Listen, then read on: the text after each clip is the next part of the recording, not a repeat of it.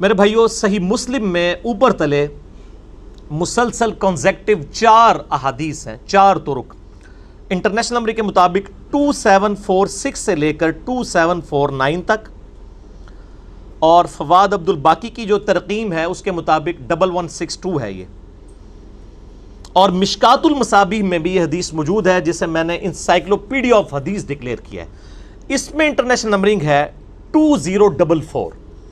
یہ مشکات ضرور ڈاؤن لوڈ کریں، 3 جلدیں ہیں 18 MB کی ahlsunnatpak.com سے، 6294 احادیث کا مجموعہ ہے، کوئی تکرار نہیں اس میں، بخاری، مسلم، ابو داؤد، ترمذی، نسائی، ابن ماجہ، اس کے علاوہ اہل سنت کی کئی کتابوں کے یہ نوٹس ہیں۔ آلموسٹ سمجھ لیں یہ آپ کے پاس انسائکلوپیڈیا ہے احادیث کا، اگر یہ آپ کے پاس آ جائے کتاب، شیخ زبیر علی زئی صاحب کی تحکیم اور تخریج کے ساتھ یہ فریلی اویلیبل ہے PDF کی فارم میں ahlsunnatpak.com پہ۔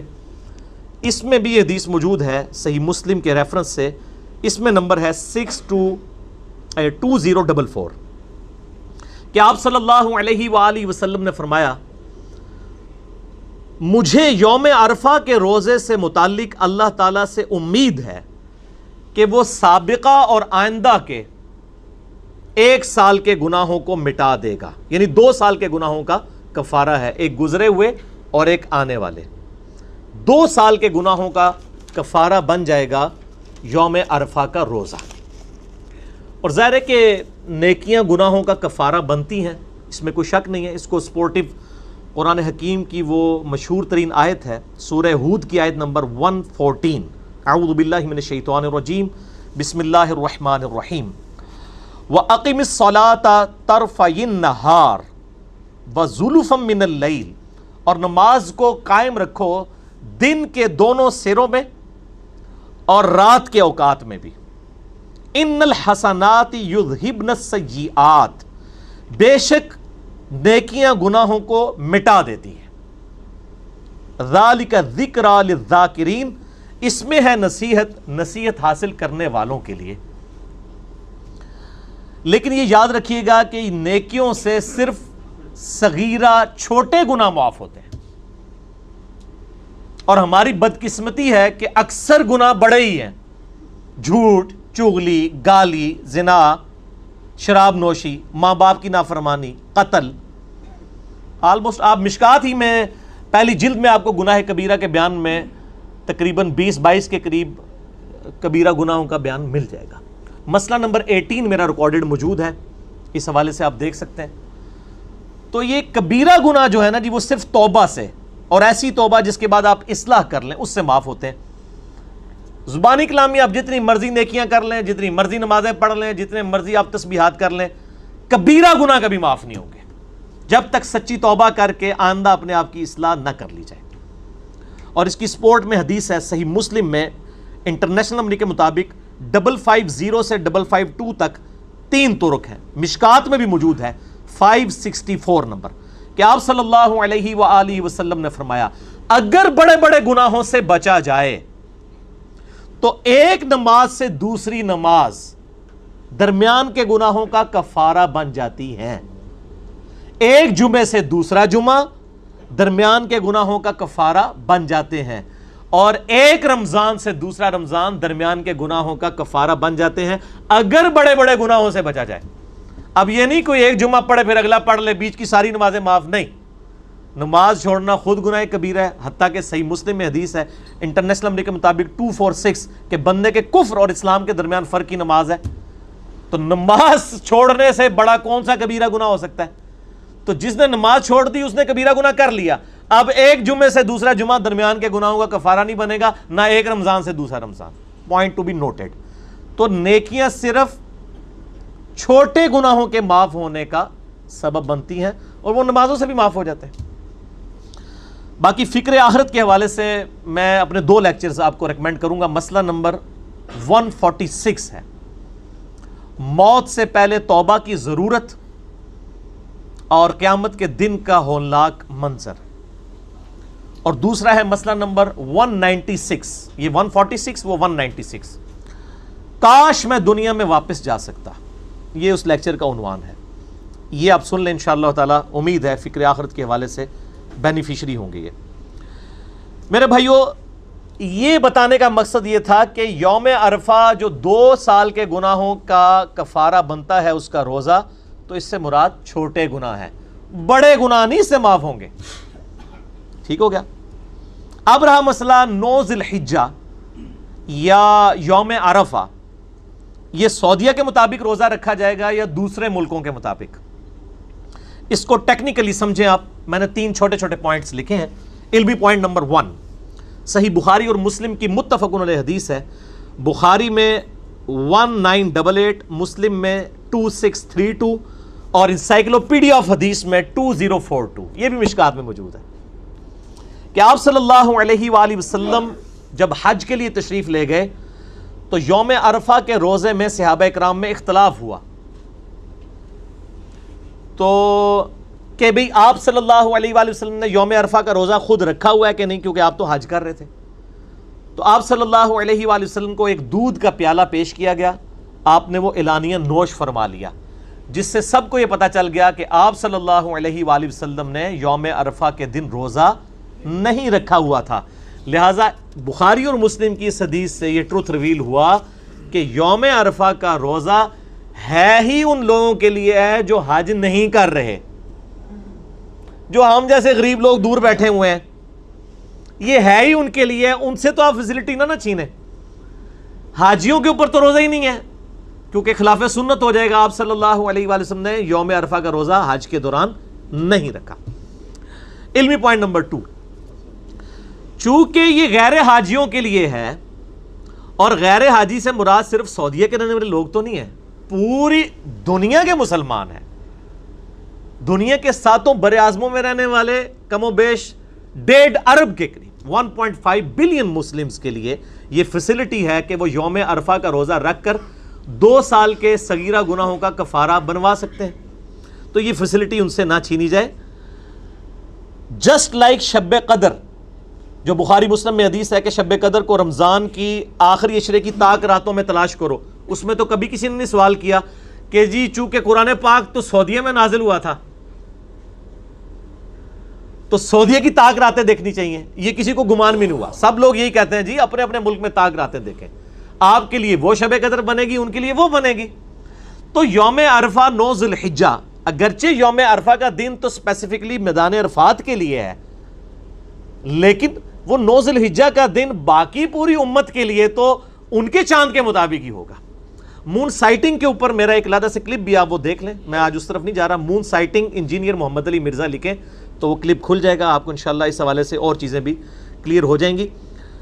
تو یہ کہنا کہ جی چونکہ اس کا نام یوم عرفہ ہے، تو عرفات میں جب حاجی ہوں گے وہ والا دن بنے گا، تو پھر اس کے اوپر میرا الزامی جواب، پھکی والا جواب، اینٹی وینم یہ ہے کہ پھر شب قدر بھی وہیں ہونی چاہیے جہاں پہ قرآن نازل ہوا ہے. انڈیا پاکستان میں تو قرآن کو نہیں نازل ہوا. تو ایک فیسلٹی تھی اللہ تعالیٰ نے دی. علمی پوائنٹ نمبر 3، اگر کوئی بندہ کتاب و سنت کے دلائل پہ بات نہ مان رہا ہو، پھر اس کو کیا دینا چاہیے؟ پھکی. نہ میں وابی نہ میں بابی، میں ہوں مسلم، علمی کتابیں. پھکی سے مراد الزامی جواب، ہومیوپیتھک آنسر. ٹھیک ہے جی. یعنی اسی ہومیوپیتھک علاج یہی ہے نا کہ آپ نے اسی اصول اور مبادی کے اوپر علاج کرنا ہے. تو وہ ہمارے ڈاکٹر عمر صاحب گلا کرتے ہیں آپ اس کو اینٹی وینم کے ساتھ ایک دفعہ ہومیوپیتھک بھی کہہ دیا کریں. تو ہومیوپیتھک ویسے یہ میٹھا نہیں ہوتا، آنسر ہوتا بڑا کڑوا ہے. تو میں نے اسے پنجابی میں رکھا ہوا ہے پھکی، اور سائنٹیفک لینگویج میں اینٹی وینم، یعنی کوبرا سانپ کے وینم کا علاج اسی کے زہر سے اینٹی وینم سے ہوتا ہے. الزامی جواب، فلسفیکل آنسر، کہ میرے بھائیو آج سے 50-60 سال پہلے تک،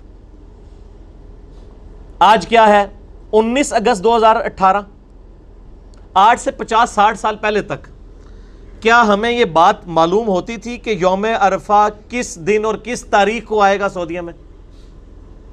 کیونکہ نہ کیبل نیٹ ورک تھا، نہ سیٹلائٹ کوئی ذریعہ تھا، نہ کوئی انٹرنیٹ تھا. تو ان 60 سالوں سے پہلے جو 1300 سال تک مسلمان ہیں، 1350 سال، کیا وہ اس فضیلت سے پھر محروم رہے نا؟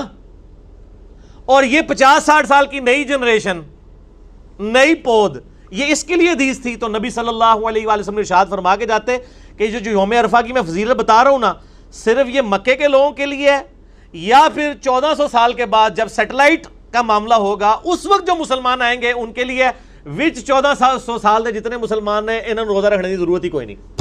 پکی کوئی پتہ نہیں تھا نا. آج یہ جو بیٹھ کے کہہ رہے ہیں وہ تو سعودیہ کی تنخواہیں حلال کر رہے ہیں نا, چونکہ سعودیہ میں بیٹھے ہوئے اس لیے بات کر رہے ہیں. ان سے پوچھیں کہ آپ 50 سال پہلے سعودیہ میں بیٹھے ہوتے, یہاں تو ہمیں پتہ ہی نہیں چلتا. ایون سعودیہ کے پورے سعودیہ کے اندر نہ پتہ چلتا کہ جی مکے مدینے میں کس وقت چاند نظر آ رہا ہے. تو ہر لوگ اپنی رویت کو دیکھتے ہیں نا. تو یہ رویت ہلال کا جو مسئلہ ہے مون سائٹنگ کا, یہ الگ سے میں نے ایڈریس کیا ہوا ہے. آپ یوٹیوب پہ جا کے لکھیں, وہاں پہ میں نے اس کے دلائل بھی دیے ہیں. میں آج اس ڈیٹیل میں نہیں جا رہا. تو 1400 سال سے امت محروم نہیں ہے, اصل میں آپ عقل سے محروم ہیں, کامن سینس سے محروم ہے. Common sense is not so common. Common sense اس کا نام ہے لیکن یہ اتنی کامن نہیں ہوتی, ہر بندے میں نہیں ہوتی. تو یہ چیز سوچیں کہ آپ امت کو محروم نہ کریں. اور یہ لال رومال والے جو بھائی صاحب ہیں, ان کے جو یہاں پہ بڑے بزرگ ہیں نا, وہ تو مانتے تھے. شیخ زبیر علیزئی رحمہ اللہ تعالی المتوفا 1435 ہجری بمطابق 9 نومبر 2013, مجھے خود انہوں نے ایک دفعہ فون کیا. مجھے کہتے ہیں علی بھائی یہ جو عاشورہ کا روزہ ہے پاکستان کے مطابق رکھنا چاہیے یا سعودیہ کے مطابق, اور یوم عرفہ کا. تو میں نے کہا شیخ صاحب یہ تو مطلب جینون بات ہے, یہ میں نے دلائل ان کے سامنے رکھے کہ یہ ان کے تحت تو مطلب پاکستان کے مطابق ہی رکھنا چاہیے. تو مجھے کہنے لگے یار یہ اہل حدیث بیوقوف ہیں, پتہ نہیں یہ کیوں اس طرح کی باتیں کرتے ہیں. پھر دیوبندی ان کو کہتے ہیں ان میں فقہ کی کمی ہے, تو واقعی صحیح کہتے ہیں, پھر ان کے اندر سمجھ بوجھ کی کمی ہے. تو میرا بھی خیال یہی ہے کہ پاکستان کے مطابق رکھنا چاہیے. اور یوم عرفہ پہ تو انہوں نے مقالات میں یا جو فتاوی علمی ہے اس کے اندر فتویٰ بھی لکھ دیا ہوا ہے کہ آپ پاکستان کے مطابق جو ہے وہ عاشورہ کا 10 محرم کا روزہ رکھیں گے. اور اس وقت جو بہت بڑے ایک عالم دین ہیں عبدالستار حماد صاحب اہل حدیث کے, ٹھیک ہے, یعنی ٹاپ آف دا لسٹ, یعنی آپ سمجھیں مفتیوں میں سے ہیں وہ. انہوں نے بھی باقاعدہ فتویٰ یہ لکھا ہے کہ جو شخص جہاں پہ رہ رہا ہے اس کی چاند کی رویت کا اعتبار ہوگا. یعنی پاکستان والے پاکستان کے مطابق 9 ذوالحجہ کو روزہ رکھیں گے, آپ اس کا نام چاہے یوم عرفہ رکھ لیں, وہ نام سے کوئی فرق نہیں پڑتا کہ یوم عرفہ آ گیا تو اب وہ عرفات کے مطابق ہوگا, وہ اصل میں 9 ذوالحجہ ہے, ٹھیک ہے. اور انڈیا والے انڈیا کے مطابق, یورپ والے اس کے مطابق. اب یورپ اور امریکہ میں رولا بن جاتا ہے چاند کا, وہاں پہ چاند چونکہ نظر نہیں آتا, پھر وہ اجتہاد کر لیں, جو ان کو قریب ترین علاقہ لگتا ہے وہ اس کو فالو کر لیں. ویسے عموماً یہی ہے کہ یورپ میں اور امریکہ میں جو پاکستانی ہے نا بریلوی, وہ پاکستان کو فالو کر رہے ہوتے ہیں, اور پاکستان کے دیوبندی اور اہل حدیث جو ہے سعودیہ کو فالو کر رہے ہوتے ہیں. اور دونوں بغیر دلیل کے ہی کر رہے ہوتے ہیں, وہ ضد میں ہی کر رہے ہوتے ہیں. اور یہ یعنی ان کا کوئی اجتہاد اس طرح نہیں ہوتا کہ کوئی علمی ہوتا ہے, وہ انہوں نے ایک ضد بنائی ہوئی ہے اپنی ایک تفریق کرنے کے لیے. تو وہ یہ اجتہادی معاملہ ہے, وہ اپنا دیکھ لیں. اگر چاند ان کو وہاں پہ نظر نہیں آتا تو میرا تو خیال ہے کہ اگر چاند نظر نہ آئے پھر سب سے بہتر ہے کہ مون کیلنڈر کو فالو کر لیا جائے, جو یعنی میتھمیٹیکلی کیلکولیٹ کیا جاتا ہے, وہ زیادہ بہتر ہے بجائے جھگڑے میں پڑنے کے. اچھا, اور اس کے علاوہ بھی ایک دوسری پھکی ہے. ایک پھکی سے کام موک نہیں گیا, ایک تے پھکی سی نا کہ 40-50 سال پہلے تک تو لوگ. ایک اور پھکی ہے کہ اس وقت بھی دنیا میں کئی ملک ایسے ہیں کہ جس وقت سعودیہ میں دن ہوتا ہے نا وہاں پہ رات ہوتی ہے, تو اتنے تک قیامت تک یوم عرفہ نہیں آنا. پھر ٹھیک ہو گیا, نہ میں وہابی نہ میں وہابی, میں ہوں مسلم علمی کتابی. اور علمی کتابی بات کا کوئی مقابلہ کر سکتا ہے؟ ایون امریکہ میں بھی, یعنی جب سعودیہ میں دن ہوتا ہے امریکہ میں رات ہوتی ہے. اور کس طرح کنوں پکڑ کے یوم عرفہ نو پیچھے لے گیا ہوگے, یہ تو ہو ہی نہیں سکتا. امریکہ میں بھی آپ دیکھ لیں کہ ملینز آف مسلمز موجود ہیں, آپ ان کو محروم کریں گے؟ تو جعلی چیز جعلی ہوتی ہے بھائی, ہر ایک اپنے علاقے کے مطابق دیکھے گا, اسی کو فالو کرے گا. اس میں آپ کو ایک لطیفہ سناؤں, اوریجنل لطیفہ. ہمارے لطیفے جعلی نہیں ہوتے, اوریجنل ہوتے ہیں. اور میرے پرسنل ایکسپیرینسز, تقریباً 5-6 سال پہلے کی بات ہے, میں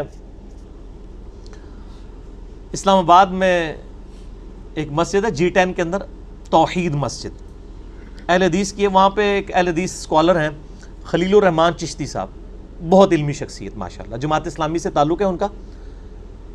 ویسے عقیدہ وائز وہ بڑے سخت قسم کے کٹر سلفی اہل حدیث ہیں, اور جماعت اسلامی کی جو صوبائی شورا ہے نا اس کے ممبر بھی ہیں. وہ ان کی کئی کتابیں PhD لیول کے اوپر بھی پڑھی جاتی ہیں علم حدیث سے ریلیٹڈ.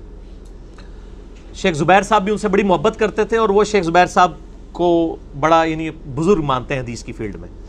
تو میرے ان کے ساتھ کافی گپ شپ رہی ہے.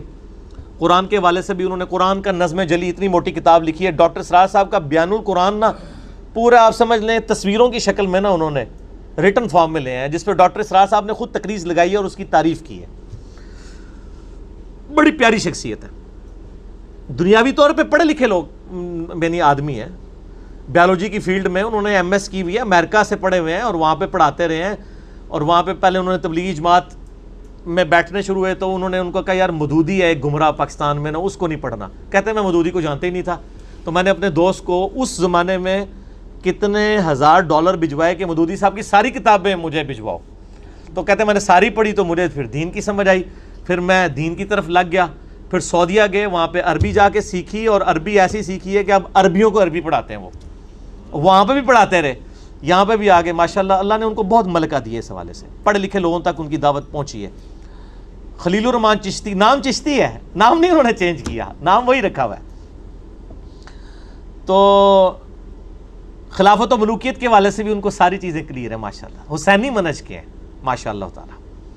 چونکہ ظاہر ہے انہوں نے مودودی صاحب کو پڑھا اور بڑے انٹلیکچوئل ہیں, اور اہل حدیثوں میں جو ناسبی ٹائپ یزیدی لوگ ہیں نا ان کی فل کلاس لیتے ہیں وہ خلیل الرحمان چشتی صاحب. تو وہ میں ان کے پاس بیٹھا ہوا, میرے دوست بھی تھے حافظ جعفر صاحب, وہ بھی پاس بیٹھے تھے. تو بائی چانس اگلا دن جو ہے نا یوم عرفہ تھا سعودیہ کا, ہمارا تو ایک دن بعد آتا ہے نا. تو کسی کا نا ان کو فون آ گیا کہ شیخ صاحب روزہ جو ہے وہ سعودیہ کے مطابق رکھیں یا پاکستان کے مطابق. انہوں نے کہا جی وہ تو یوم عرفہ تو سعودیہ میں ہی ہوتا ہے, آپ سعودیہ کے مطابق رکھیں. فون بند ہو گیا. میں نے کہا اگر آپ اجازت دیں تو میں بھی کچھ عرض کروں. آج ہوتا تو میں کہتا سر میں عرض کروں کہ نہ میں وہابی نہ میں بابی, میں ہوں مسلم علمی کتابی. اس وقت یہ چیز مارکیٹ میں نہیں آئی ہوئی تھی. تو میں نے کہا سر میں عرض کروں.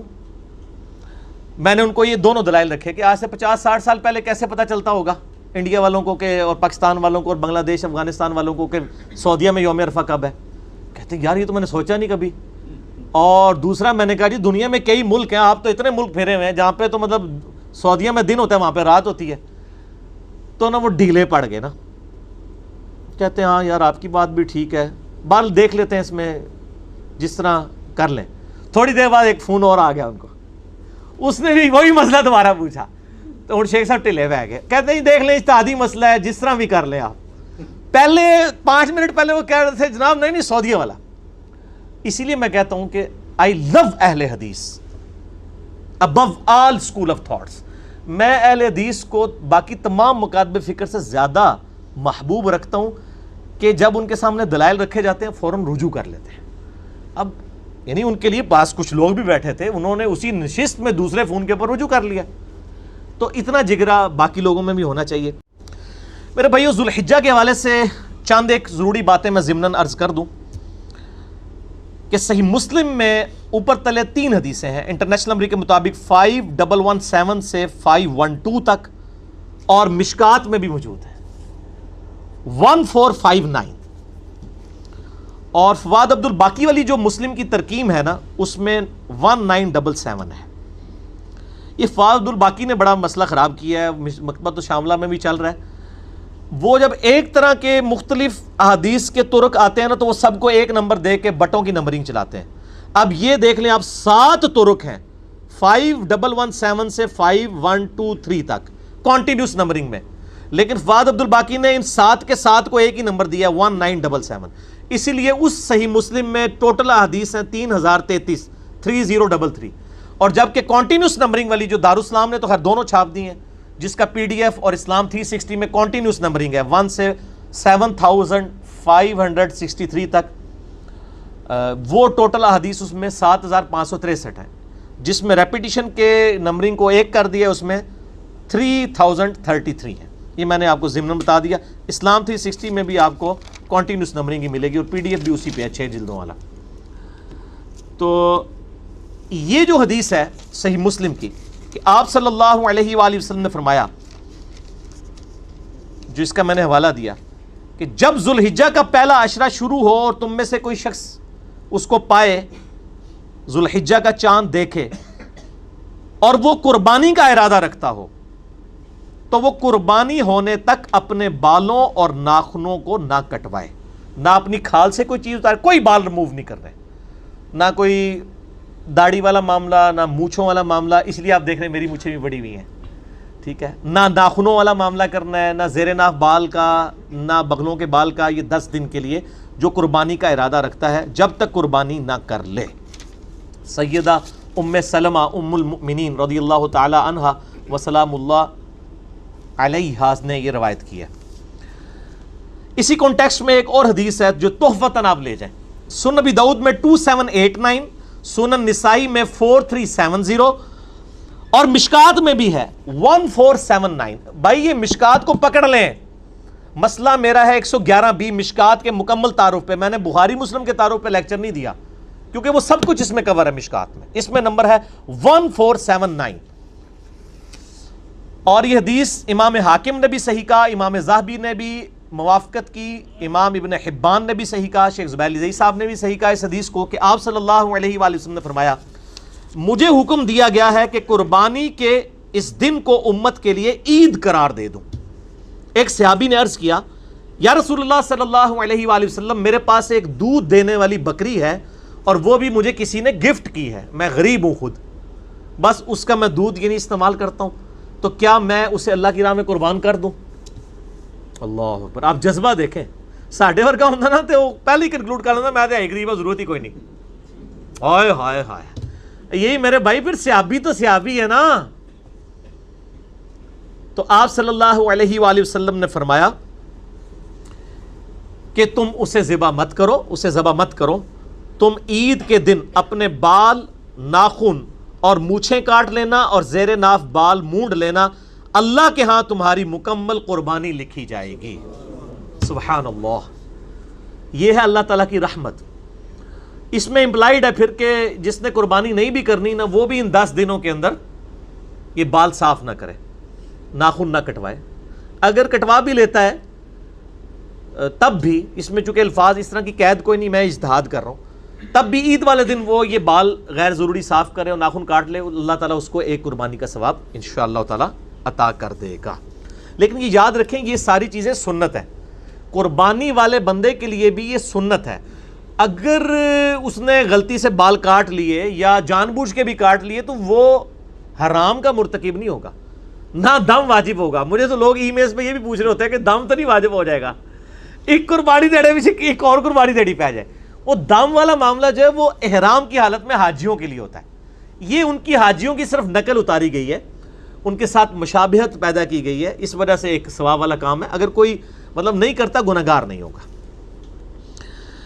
ایک اور تحفہ لے لیں. صحیح بخاری میں حدیث ہے انٹرنیشنل نمبر کے مطابق 969. ابن عباس رضی اللہ تعالیٰ عنہما کہتے ہیں کہ نبی صلی اللہ علیہ وآلہ وسلم نے فرمایا اللہ تعالیٰ کو ان 10 دنوں میں، یعنی یہ جو پورا عشرہ ہے 1 ذوالحجہ سے 10 ذوالحجہ تک، ان 10 دنوں میں کیے گئے اعمال سے بڑھ کر کوئی عمل نہیں ہے.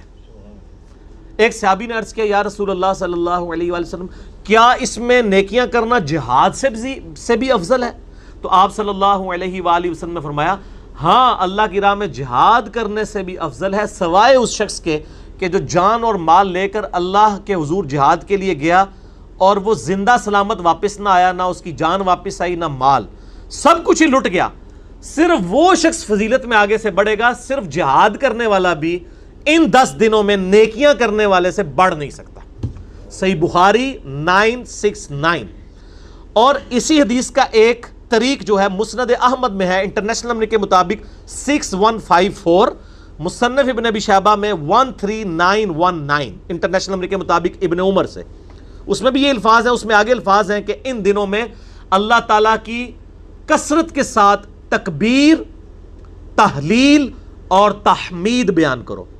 تکبیر کہتے ہیں اللہ اکبر کہنے کو، تحلیل کسے کہتے ہیں لا الہ الا اللہ کو، اور تحمید حمد بیان کرنے کو الحمدللہ. اور یہ دیکھیں ہماری جو تکبیرات جس پہ سنی شیعہ سب کا پوری امت کا اجماع ہے جو عملی تواتر سے ٹرانسفر ہوئی ہیں، ان میں یہ تینوں چیزیں آتی ہیں. اللہ اکبر، اللہ اکبر کیا ہو گیا تکبیر، لا الہ الا اللہ تحلیل، واللہ اکبر، اللہ اکبر وللہ الحمد، تینوں چیزیں آ گئی نا. تو یہ تکبیرات اس میں بلند کرو. اور اس میں سنت ہے کہ آپ عید کے اوپر میرا کلپ ہے عید کی نماز کا طریقہ، اس میں نے ڈیٹیل سے بتایا کہ آپ نے بڑی عید کے لیے جب جانا ہے بلند آواز سے تکبیرات بلند کرتے ہوئے جائیں، اور چھوٹی عید کے لیے آہستہ آواز میں بالیغ تکبیرات بلند کی جائیں۔